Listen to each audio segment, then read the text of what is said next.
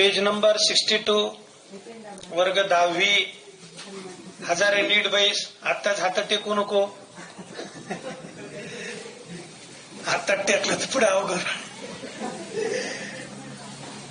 From yesterday's period we are discussing learning and studying the chapter that an epitome of courage.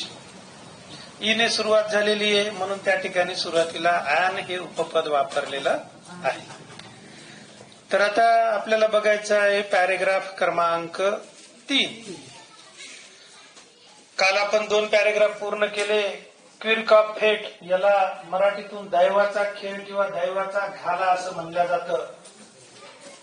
ही एक मराठीतली ज्या पद्धतीने वाक्यप्रचार किंवा म्हण आहे फ्रेज, त्याच पद्धतीने इंग्रजीतली म्हण ही फ्रेम आहे. क्विर्क ऑफ फेट, दैवाचा हा घाला असतो.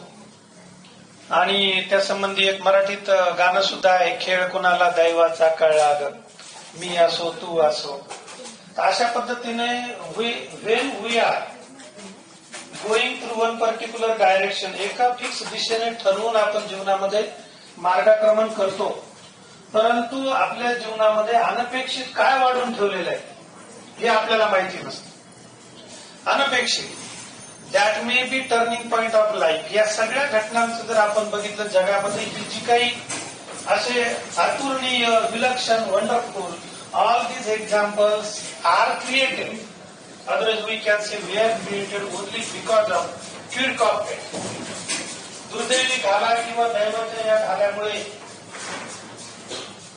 जे काही घडून आलं त्याच्यातून हे सगळे व्यक्तिमत्व पुढे आले. अरुणिमा सिन्हा असेल ती मुलगी रेल्वेतून पडली, राष्ट्रीय खेळाडू असताना रेल्वेतून चोराने तिला फेकून दिलं. तिच्या गळ्यातली चेन स्कूला गेलं. तिच्या दोन्ही पायावरून 63 रेल्वे गेल्या रात्रभरात आणि मुद्राने तिचे पाय तुडून खाल्ले. आणि ज्यावेळेस सकाळी लोकांना ती रेल्वे पटरीवर पडलेली दिसली आळरानामध्ये, त्यावेळेस ती पूर्णपणे बेशुद्ध होती. तिला उचलून दवाखान्यात टाकलं. दोन्ही पाय गेलेले. आता एक 5-7 वर्षापूर्वीची गोष्ट, युट्यूबवरती तिचेही व्हिडिओ आहे. चॅप्टर 2 फार चांगली गोष्ट आहे, आपण त्याचाही अभ्यास करू मराठीमध्ये. तर ह्या सत्य घटना, मग त्यानंतर हा दैवाचा घाला आल्यानंतर ती घरी बसले का? तिने विचार केला माझ्याच वाट्याला हे का आलं, आणि त्याच्यातून ती बाहेर आली. आणि तुम्हाला याच्यातून संस्कार व्हावे, आलेल्या आपत्तीतून आपण बाहेर कसं पडायचं. कारण हे जे काही आपलं सुंदर जीवन असतं, या सुंदर जीवन का सुंदर आहे? कारण ह्याच्यामध्ये आपत्ती भरपूर आहे. ईच एव्हरी न्यू डे, दररोजचा नवीन दिवस, कम्स विथ न्यू होप्स, नवीन आशा त्या दिवसात तो दिवस घेऊन येत असतो. त्याचबरोबर त्या आशाच्या मागे कोणीतरी लपवलेला एखादा राक्षसही असतो आणि तो काही आपल्याला दिसत नाही. Hopefully we have to work. यातून ही सगळी माणसं बाहेर आली, त्यांच्या वैगुण्यावर त्यांनी मात केली.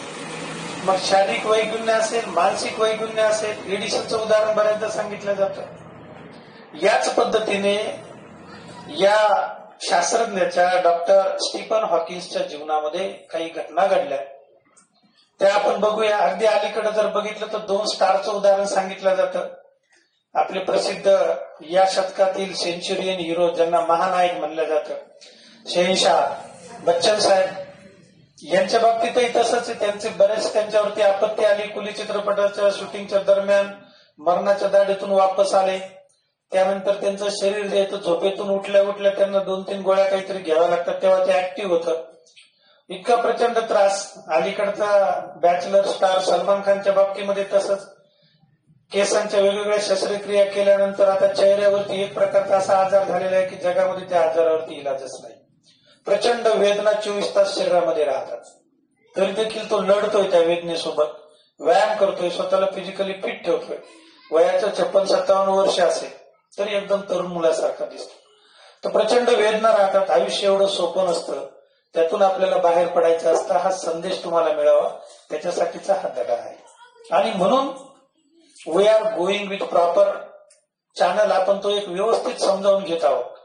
याचं भाषांतर तुम्ही पुस्तकामध्येही वाचू शकता. परंतु ते वाचणं वेगळं, प्रत्यक्ष अनुभवातून अनुभव घेणं वेगळं. या सर्व लोकांच्या अनुभवातून लक्षात येतं की आपल्या जीवनामध्ये आपल्याला काहीच अडचणी नाही. आपल्याला फक्त सायकल नाही, आपल्याला मोटरसायकलची अपेक्षा आहे. मग आपण असं जर ठरवलं, ठीक आहे मला माझी वडील मोटरसायकल घेऊन देऊ शकत नाही, परंतु मी एवढा अभ्यास करेन की माझे लेकरं ज्यावेळेस शाळेत जातील तर ते 4 व्हीलर मध्ये जातील. हे स्वप्न पाहून आपण काम करायला पाहिजे. आपण मी नाही क्लासला जाणार, मला नाही सायकल, मला नाही हे, मला नाही मोबाईल. हा मोबाईल घेऊन काय करणार आहे तू? तुला कंपनी सुद्धा मिस कॉल देत नाही. त्यामुळे आपली गरज कोणती ती ओळख. तुमचेच मित्र तुम्हाला तरी कॉल करतात का? केले तरी दे माय घाले झाले जीवन तुझं, दुसरं काय म्हणणार. म्हणून आपल्या गरजा कोणत्या त्या ओळखून तुम्हाला मार्गक्रमण करायचंय. बघा काय सांगितलं, ऍव्हरेज चाइल्ड म्हणजे सरासरी तुमच्या आमच्यासारखा.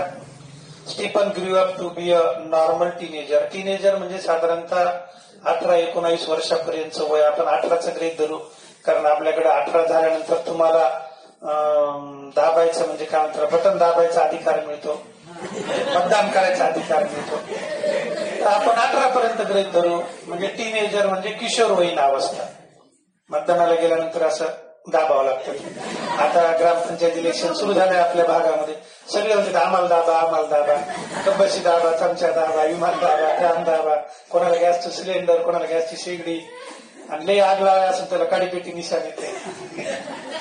तुमच्यापैकी कोणाच्या पालकाला काय आलं काय माहिती, पण मी असं ऐकलंय आमच्या मित्रांना कब्बशी आलंय म्हणून. जाऊ चहा प्यायला. कोणतं आलंय अडचण? पंखा. छान छान. An average child Stephen grew up to be a normal teenager. 2 शब्द लिहा. ऍव्हरेज चाइल्ड म्हणजे सर्वसाधारण मुलांसारखा. Average child.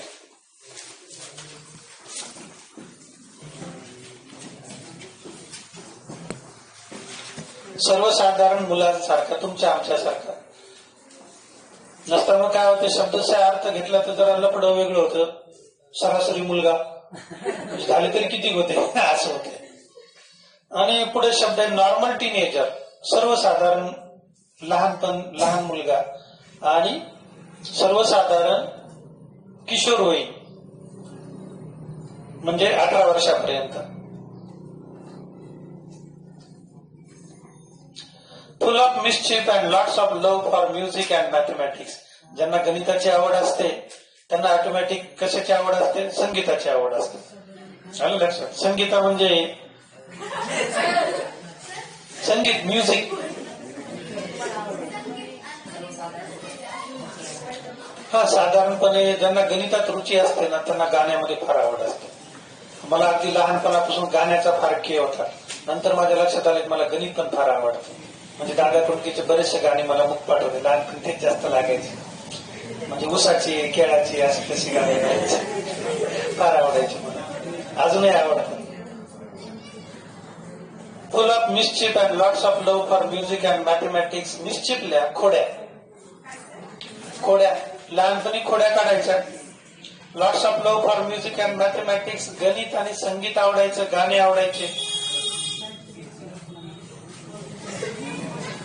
लिहिला mischief, MISCHREF, mischief and lots of love for music and mathematics. तर पहिली ही ओळ संपलेली. आजच्या पॅरेग्राफ मध्ये मी पुन्हा एकदा रिपीट वाचतो, उच्चार व्यवस्थित लक्षात घ्या. An average child Stephen grew up to be a normal teenager, full of mischief and lots of love for music and mathematics. Music म्हणजे संगीत, तुम्हाला माहिती. नंतर मग आपण म्हणलं संगीताची आवड आहे, तर संगीता आपली याच्या मावशीचं नाव आहे ऋषीच्या, ती माझी विद्यार्थी. मॅथमॅटिक्स म्हणजे गणित. तर चला बोलूया पुढच्या वळीकडे. Even though his father wanted him to study medicine. वडिलांची अशी इच्छा होती की स्टीफननी काय करायला पाहिजे? डॉक्टर व्हायला पाहिजे. औषधशास्त्राचा म्हणजे मेडिकलचा त्याने अभ्यास केला पाहिजे, MBBS व्हायला पाहिजे तिकडचं, ऑक्सफर्डचं. आपलं असं त्याच्या वडिलांची इच्छा होती. आता वडिलांची काही इच्छा असते, पोरांची वेगळी इच्छा असते. वडिलांनी पोरावरती आपली इच्छा लादू नये अशा मताचा मी आहे. आणि म्हणून अगदी लहानपणापासून मी माझ्या मुलाला म्हणजे त्याला हातात पेन धरायचं सुद्धा शिकवलं. तुला जसं धरता येईल तसं धर. आपल्याला काय करायचं त्याच्यावरून? काही पालक बळजबरी त्या मुलावरती लादतात. तुम्हाला एकदा कदाचित चुकून तुमच्या धुमाकूळमध्ये जर लेकरं झाले तर ही गोष्ट लक्षात ठेवा. तुम्ही जर डाव्या हातात पेन धरला तर याचं ओळखायचं त्याचा डावा हात ऍक्टिव्ह उगाच बळच त्या हातावर छडी मारायची उजव्या हातात धर त्याला तसं हे करायचं. म्हणून आता वडिलांची इच्छा काय होती, स्टडी ऑफ मेडिसिन. याचा अर्थ लक्षात घ्या, स्टडी ऑफ मेडिसिन याचा अर्थ होतो की स्टीफन हॉकिन्सने डॉक्टर व्हावं, मेडिकलच्या दुकानावर नाही जाऊन बसावं असं. He was bent on studying mathematics. परंतु बेंट म्हणजे वळणे, या ठिकाणी अर्थ घ्यायचा आहे कल. स्टीफनचा कल कशाकडे होता, गणिताकडे होता. लहानपणीच त्यांना बेचा पाडा पाठ होता. कोणाला दिसले त्याला हे बे, चल बे, काय बे असं. म्हणजे माझी त्यांची भेट झाली होती लंडनला, काय बे वाचताना लंडनच्या रस्त्यावर ती मला बोलली होती. He was bent on studying mathematics. Bent म्हणजे वळणे, बेंट म्हणजे वाकणे. लक्षात नसतं तुम्ही म्हणता गणितामुळे ते वाकून गेले, तसं काही झालेलं नाही. बेंट म्हणजे त्यांचा गणिताकडे कल जास्त होता. The University of Oxford at that time, until now we know that he was born in 8th day of January 1942.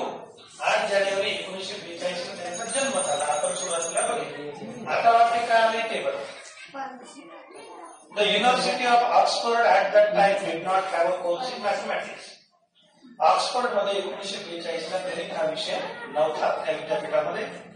So he opted to study physics instead. मग आता काय झालं की त्याच्याऐवजी मग तेवढं जाऊ द्या, ते नाही गणित, गणिताची मावसबळी नाही त्या. ती कोणती मावसबळी, फिजिक्स. ज्याला भौतिकशास्त्र असं म्हणतात. फिजिक्सची व्याख्या अशी आहे, a science in which properties of matter are studied. असं शास्त्र ज्यामध्ये पदार्थाचे गुणधर्म अभ्यासले जातात त्याला म्हणायचं भौतिकशास्त्र. इंग्रजीतून त्याला म्हणतात फिजिक्स. स्टीफन साहेबांनी म्हणले गणित नाही तर जाऊ द्या, गणिताच्या जवळचं कोण आहे, फिजिक्स. धकून घेऊ त्याच्यावरती, है की नाही. तो आपल्याकडे आला असता तर आपण त्याला आपल्या औरंगाबादला डॉक्टर बाबासाहेब आंबेडकर युनिव्हर्सिटीमध्ये प्रवेश दिला असता आणि मग तो आपल्या लालबहादूर शाळेमध्ये बिनपगारी शिक्षक राहिला असता 20 वर्ष आणि नंतर विसरून गेला असता आपण कोण आहे म्हणून. ऍट द एज ऑफ 17 बघा, सुरुवातीला काय सांगितलं होतं, टीनेजर. 17वं वर्ष लागलं स्टीफन हॉकिन्सला. अशा या सगळ्यांच्या म्हणजे युट्यूबवरती किंवा पेपरला माहिती येते. या सगळ्यातून मगाशी एक जो शब्द आला होता क्विक ऑफ फेट. तुमच्या आमच्या जीवनामध्ये अशा पद्धतीने आपण ठरवतो एक, परंतु डेस्टिनी म्हणजे दैवत याच्या मनामध्ये तुमच्यासाठी वेगळं काहीतरी असतं. साधारणतः नुसत्या भारताचा विचार केला तर 130 कोटी लोकांचा आपला देश आहे. तरी देखील दिवसाकाठी 50-1 लाख लोक मरतात आणि तेवढेच जन्माला येतात. म्हणजे तुम्हाला या ठिकाणी सृष्टीने जन्माला घातलं, नेचर. आई वडिलांच्या मनामध्ये अशी काही पिक्चर फ्रेम नव्हती की मला अशा पद्धतीने एक प्रोडक्शन तयार करायचंय. नाही, आता तुमच्याजवळ कागद दिला आणि तुम्हाला जर म्हणलं याच्यातून काहीतरी तयार करतं, तुमच्या मनामध्ये प्रेम येईल की विमान करावं सरांना फेकून मारायला, का पुंगळी करावा फुकायला, अशा पद्धतीने. तसं आई वडिलांना काही होतं का, तुम्ही तयार झाले. मग एवढे सगळे 130 कोटी लोक असतानाही तुमचा जन्म झाला. याचा अर्थ तुम्हाला काहीतरी काम सोपवलेलं आहे की नाही. काहीला लेकरं सांभाळायचं काम असेल तर काहीला लेकरं पैदा करायचं काम असेल, है की नाही. मग जर पैदाच झाले नाही तर हे सृष्टीचा कार्यक्रम पुढे चालेल कसा. आता बघूया काय घडलंय. म्हणजे दैवाच्या या खेळामध्ये at the age of 17 Stephen started noticing that he was becoming increasingly clumsy. स्टीफनच्या लक्षात आलं की आपलं काहीतरी गोंधळ होतोय शरीरामध्ये. प्रत्येकाला कळतं ना, या वयामध्ये चेंजेस होतात. या वयामध्ये कदाचित तुम्हाला वाटेल की आपल्या हार्मोन्समध्ये काहीतरी वाढ झाली. काही मुलींना वाटत की यार आपल्यामध्ये पोरग येगड मस्तपैकी बॉडी गिडी बनवावं असं वाटतं. काही पोरं वाटतं हाय आपल्यामध्ये काहीतरी वेगळं असं वाटतं. हे 17 ते 19च्या स्टेजमध्ये होतं. मग त्याला आपण काय म्हणतो, ट्रान्सजेंडर, म्हणजे दोघांमधला, आहे की नाही. तर असा प्रकार होतो. आता याच्या बाबतीमध्ये वेगळं घडलं. हा म्हणला शरीरात काहीतरी वेगळं होत आहे. काय होते ते बघूया. क्लमसी आहे, CLUMSY, क्लमसी. इन्क्रीजिंगली म्हणजे वाढ होणे. गोंधळाची परिस्थिती, संभ्रम अवस्था.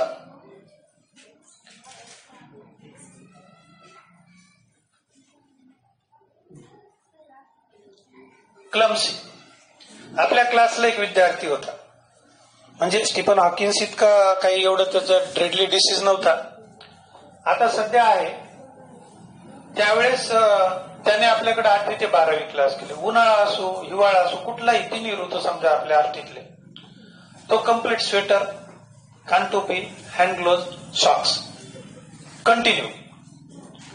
आणि मग 8वी 9वीला मला अगोदर वाटलं काहीतरी प्रॉब्लेम असेल, एक तर काही वेडेपणा असेल.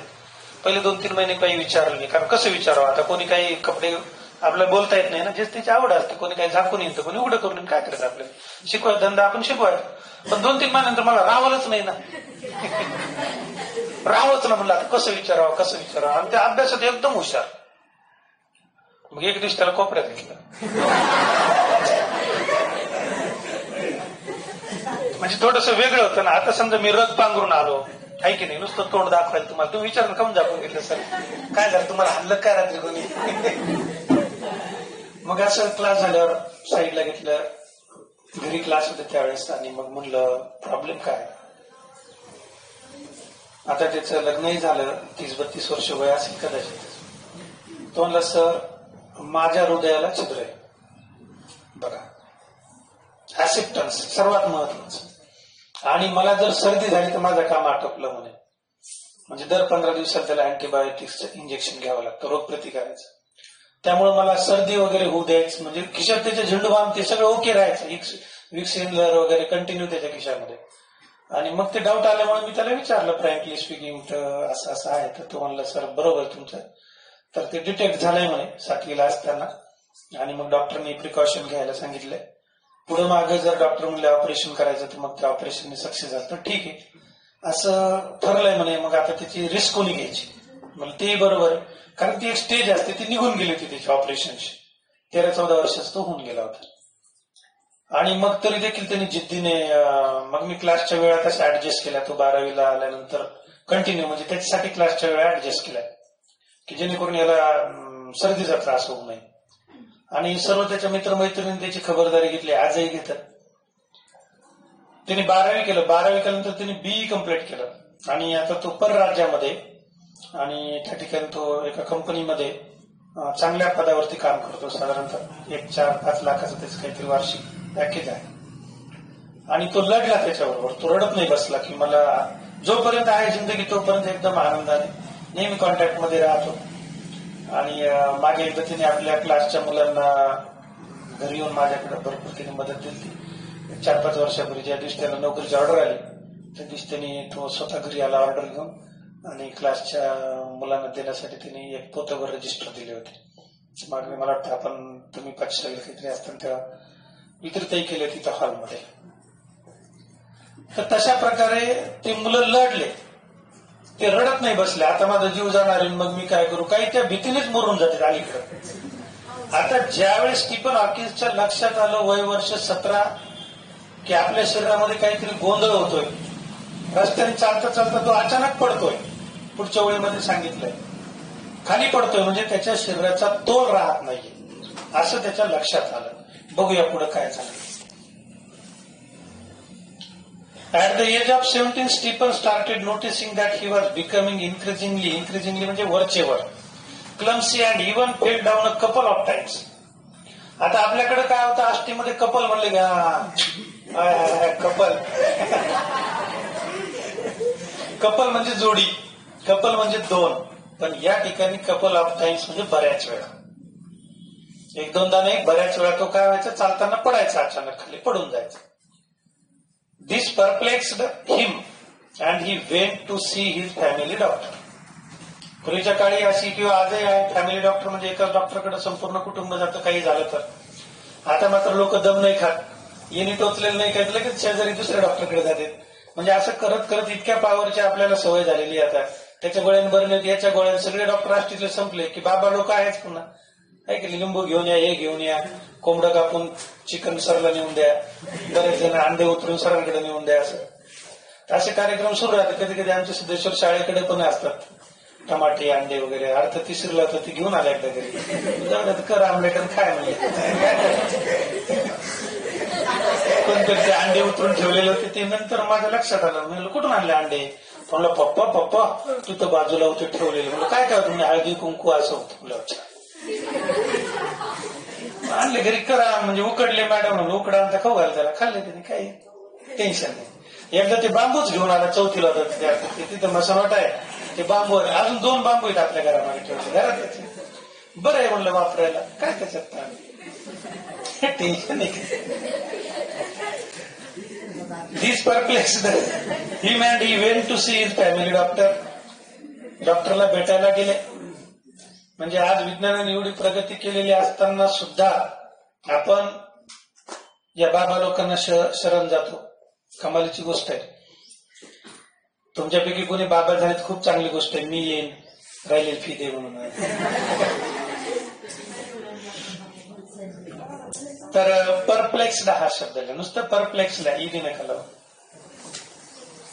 PERPLEX एवढाच नवीन नवीन शब्द आहे.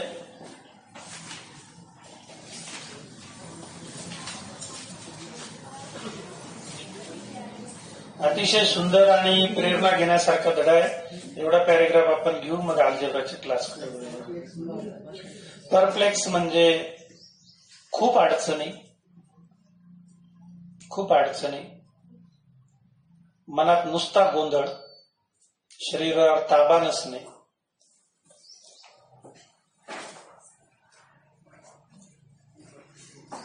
ही went to see his family doctor. तर ह्या वाक्यरचना इंग्रजी भाषेच्या लक्षात घेणं खूप जरुरीचं असतं. आम्ही शाळांमधून तुम्हाला शिकवतो सी म्हणजे पाहणे, आहे की नाही. तुम्ही कॉलेजला जाईपर्यंत नुसतं पाहतच राहतात, करत काहीच नाही. तो पाहतो तिच्याकडे, ती पाहते त्याच्याकडे, कारण आम्ही पाहणे शिकवतो. वर्क शब्द तुम्ही पाठच करत नाही. काम करणे, वर्क हा कष्ट करणे. तर असे बरेचसे काही लफड्याचे कार्यक्रम सुरू राहतात. वॉन्ट टू सी काय, he went to see his family doctor म्हणजे तो डॉक्टरला पाहायला गेला का, डॉक्टर कसे आहेत, काय आहेत का गेले होते. टू सीचा अर्थ होतो डॉक्टरला जाऊन त्यांनी स्वतःची तब्येत दाखवली. डॉक्टरला म्हणला बघा काय व्हायला माझं, असं तोल चालला, कुठेही पडायला लागलो, कोणाच्या विगाळ्यात पडायला लागलो, असं गप्पा मारत मारत व्हायला. म्हणजे ऍक्च्युअली हा काही विनोदाचा भाग नाही, वाईट गोष्ट आहे, परंतु होता असं कधी कधी. असं हसू नका, नसतं पण हॉकिन्सला वाईट वाटत तिथून फोन करायचे मला पुन्हा काय बे. This perplexed him and he went to see his family doctor. डॉक्टरला जाऊन भेटले. Who diagnosed him as suffering from an extremely rare disease, ALS/LOU, Greg's disease that affects the nervous system and eventually weakness all the muscles of the body. विचार करा, 1942 जन्म झाला, 17 त्याच्यामध्ये मिळवले. किती, 42 मध्ये 17 मिळवले, किती झाले 59. म्हणजे 1960 साली ऑक्सफर्ड म्हणजे लंडन या शहरामध्ये, इंग्लंडमध्ये कोणते डॉक्टर होते, त्याचे फॅमिली डॉक्टर. बघा किती स्टँडर्ड आहे की त्यांनी हा ड्रेडली डिसीज सांगितला जो 5-10 लाख लोकांतून एकाला होतो. आपल्या इथं महाराष्ट्रामध्ये आता सुद्धा जिल्ह्याला गेल्यानंतर सुद्धा त्या डॉक्टरला परफेक्ट सांगता येत नाही बाबा तुम्हाला काय झालंय, आणि म्हणून लोक कदरून बुवा बाबाकडे जातात. आजही ही परिस्थिती बरं का, म्हणजे दोष आपण त्यांना द्यायचा नाही. आता एवढे एमडी केलेले डॉक्टर आहे, समजा त्या नवरा बायकोनी 15 वर्ष चक्रा मारल्या तरी त्यांना लेकरू होईना.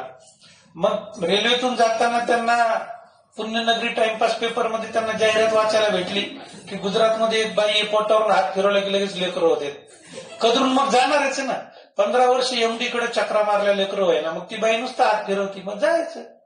1000 रुपयात जाणं येणं होतं, फिरव हात, कुठं फिरवायचं. तर म्हणून माग तुमच्या लहानपणी किंवा कदाचित तुमच्यापैकी कोणाचा जन्म तसा हात फिरून झालेला असेल. बरोबर, माग आपल्या महाराष्ट्रातून बस भरोभर गुजरातला जायचं बाया हात फिरवायला. काय कमाल, कोणतरी बाई होती तिथं हात फिरायची पोटावर, लगेच लेकर व्हायचे. आणि 400 वर्ष तुकोबारायाने सांगितलं, नवसायासे होती पुत्र का करणे लागते पती. जर नवस केल्याने जर लेकर होते तर नवरा करायची काही गरज आहे का. बसा बस म्हणजे भरपूर लेकर होते. बघा डॉक्टर किती स्टँडर्ड होतं इंग्लंडचं, हे आपल्याला बघायचं. He went to see his family doctor who diagnosed. Diagnosis शब्द आहे, डायग्नोज, DIAGONOSE. डायग्नोज म्हणजे निदान करणे. सापडला शब्द. सफरिंग म्हणजे आजार. Extremely rare. एक्स्ट्रीमली रेअर वाटल्यास पुस्तकावरती क्वचितच किंवा खचितच आढळणार.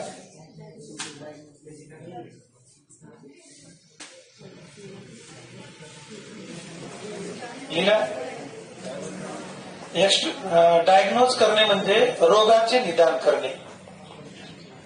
त्यांनी रोगाचं निदान केलं. ते म्हणले स्टीफन असं असं झालंय वाघा, तुझं आतलं जे इम्बॅलेन्स झालंय, कार्बोरेटर मध्ये कचरा अडकला. स्टीफन भेटला धान्यच मला. म्हणजे हा आजारामुळं काय झालंय की तुझ्या मसलवरती तुझं कंट्रोल राहिलेलं.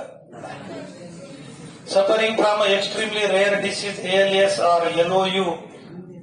हा डिसीज त्यावेळेस तिथं होता आपल्याकडे भारतामध्ये, पण आपल्याकडे दुसरा रोग जास्त आहे. LOV चा रोग जास्त आहे आपल्याकडे LOU पेक्षा, आहे की नाही. आणि माग सुभाष यांनी रोग काढला होता, इलूचा काढला होता, ILU, इमलिका बुटा बेरिका पेट नव्हतं ते पिक्चर सौदागर मध्ये. ग्रेट्स डिसीज होतं ना, इलू.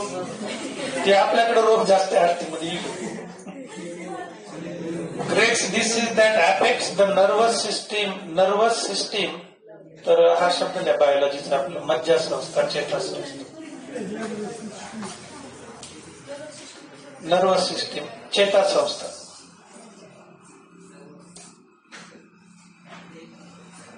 लिहिला.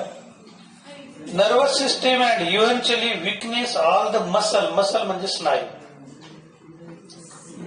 Muscle of the body.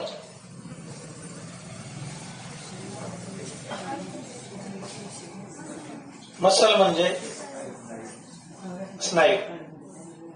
आता कशा पद्धतीने वर्किंग राहते, you have to understand the meaning of muscle. That may be surely, maybe otherwise surely we can say in our area that is called as ताकद. ज्या मसल आपण दाखवतो बॉडीच्या, समजा दंडातल्या, हातातल्या वगैरे. तुम्ही JCB बघितलेलं असेल. JCBचं असं ते फावडं असं राहतं, काहीच असं राहतं. ओढायचं असलं की असं, ढकलायचं असलं की असं, काही असे राहत सगळं. आता त्या असे याच्यामध्ये पोकलँडचं जर बघितलं लांबच्या लांब, त्याच्या पण मसल्स असतात. त्या काळ्या वायरी जातात ना नळ्या हायड्रोलिकच्या. तसं आपल्या शरीरावरती बघा, इथून इथपर्यंत समजा हे एवढं बोन आहे, हाड आहे, याच्यावरती या मसल्स राहतात. इथून त्या काय करतात, आकसणे, लांबणे ह्या प्रक्रिया पार पडतात. याला कॉर्डिनेशन म्हणतात मज्जासंस्थेचं. या आजारात काय होतं, कॉर्डिनेशन राहत नाही. कॉर्डिनेशनला आपण म्हणतो समसंबंध. समजा म्हणजे डोक्यामध्ये कल्पना आली की आता मला जेवण करायचंय, मग तुमच्यासमोर ताट वाटल्यानंतर ऑटोमॅटिक इथून ऑर्डर जाते की जा तू भाकर घे, भाजी घे, कालव, तोंडात कोंब, वरून तहान लागली, पाणी घे.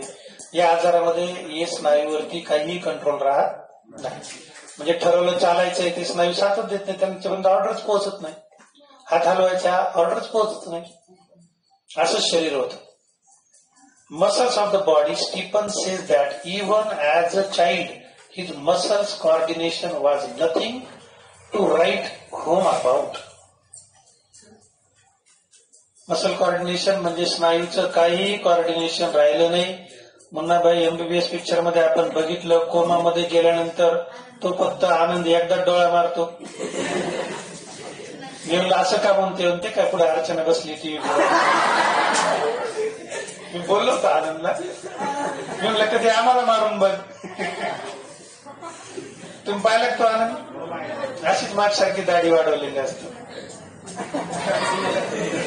Stephen says that even as a child, लहान असताना म्हणजे त्या वयामध्ये, his muscle coordination was nothing to write home about.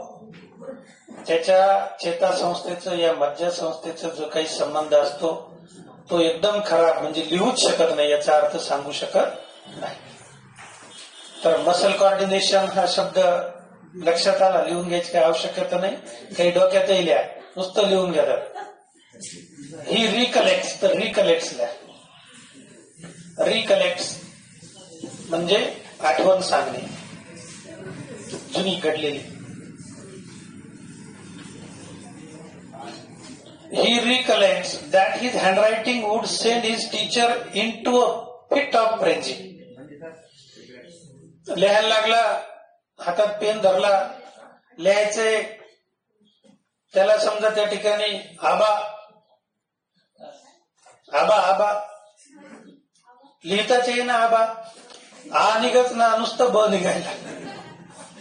लिहायचंय समजा आपलं प्रसिद्ध फळ के निघत ना, नुसतं ळ निघायला लागलंय. असा कार्यक्रम व्हायला लागला. म्हणजे कॉर्डिनेशन राहिलं नाही. आणि म्हणून काय लिहिलं हे काही शिक्षकांना वाचता येणार. ज्या ज्या शिक्षकाने बघितलं फिट ऑफ फ्रेंजी, ते शिक्षक रागाने लालबुंद झाले.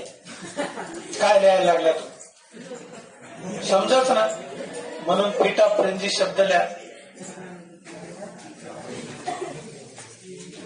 रागाने लालबुंद होणे.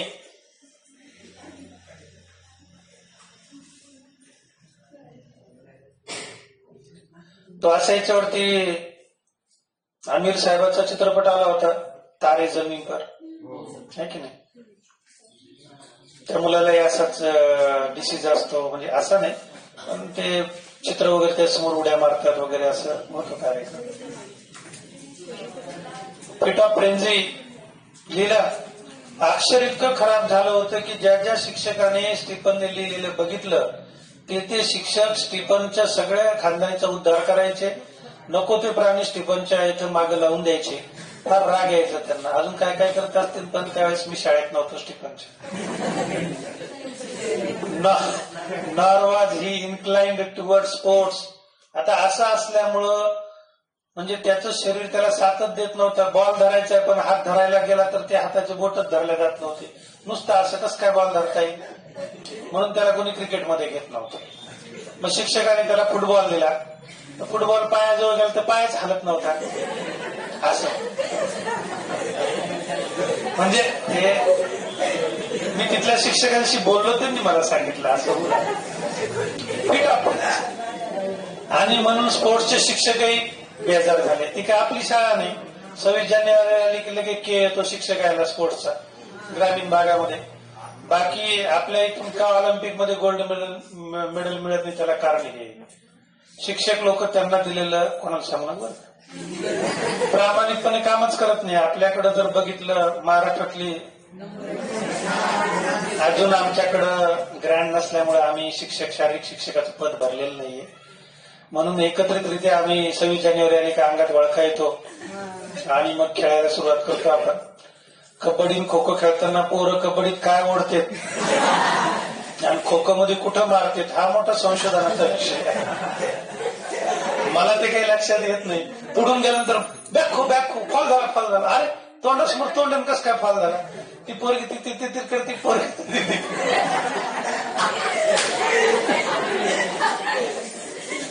आणि पोरं बदला घेतात फाउंडेशन वरती मारायचं.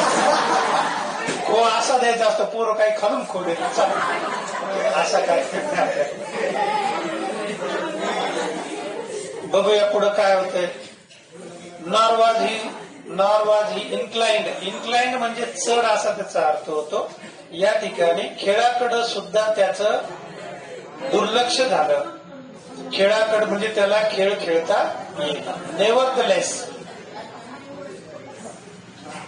नेव्हरदलेस शब्द लिहा.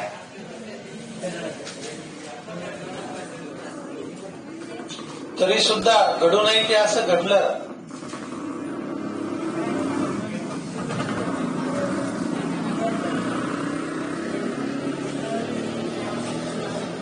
अपेक्षा नसलेलं घडलं. काय घडलं? This is came as a bolt from the blue. Bolt from the blue तो शब्द लिहा. इंग्रजीतली फ्रेज आहे बोल्ट फ्रॉम द ब्ल्यू.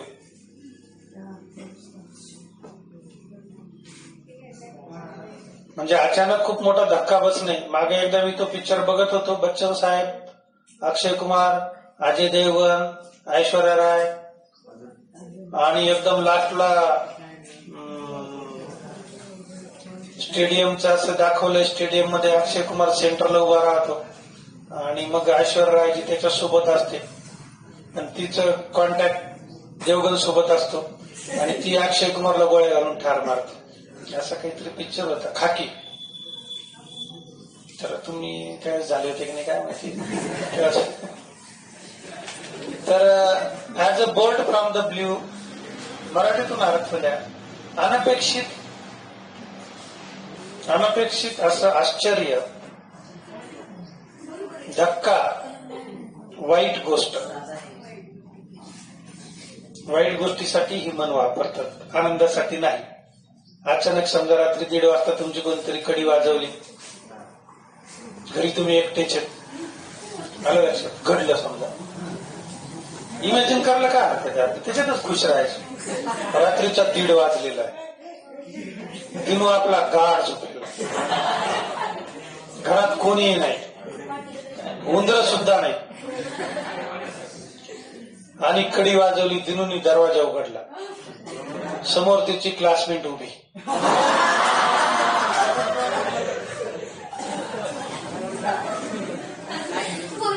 इंग्रजीचं पुस्तक न्यायला आली ती.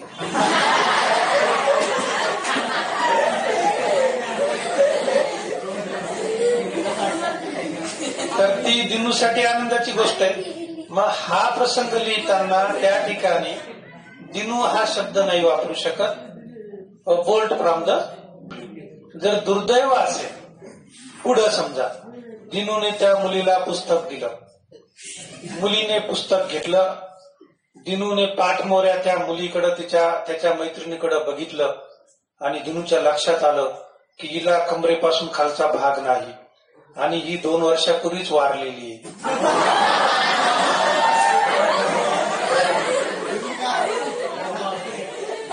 आता मग then that was the bolt from the blue from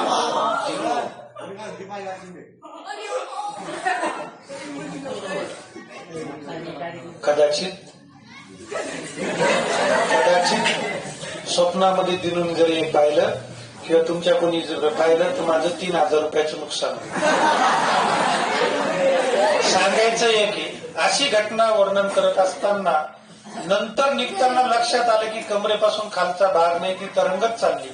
भूत वगैरे काही नसतं, एक कादंबरीतली कल्पना सांगतोय. मग त्याचं वर्णन करताना अजून 10-15 वर्षांनी जर दिनू इंग्रजीतून लिहायला लागला तर मग दिनू म्हणेन, when she turned to go away, I saw her, that there was not leg. Then I came to know that she was died 2 years ago, and that was the event of bolt from blue. Suddenly I got shocked. मला धक्का बसला आणि खूप मोठा धक्का बसतो. मी त्याचा अनुभव घेतलेला आहे. आता लॉकडाऊन मध्ये मी त्याच्यावरती लघुकथाही लिहिली. तिचं नाव आहे सर मी आले दरवाजा उघडा. ती तुम्हाला प्रतिलिपी नावाच्या चॅनलवरती वाचायला भेटेल. 13 लघुकथा लिहिल्या. वेळ मिळाला तुम्ही ग्रुपवरती त्या टाकेल, पण तुम्ही वाचून घ्या. तर इथपर्यंत आपण आज पॅसेज पूर्ण केलेला आहे, as a bolt from the blue. त्यानंतर आपण पुढच्या आठवड्यामध्ये उरलेले जे 3 पॅसेज आहेत, 5 पॅसेज आहेत, त्याचा आपण अभ्यास करूया. हे बोल्ट फ्रॉम द ब्ल्यूचा अर्थ तुम्ही लिहिला. ओके, चला भेटूया पुढच्या आठवड्यामध्ये. काढा अल्जेब्राचं पुस्तक.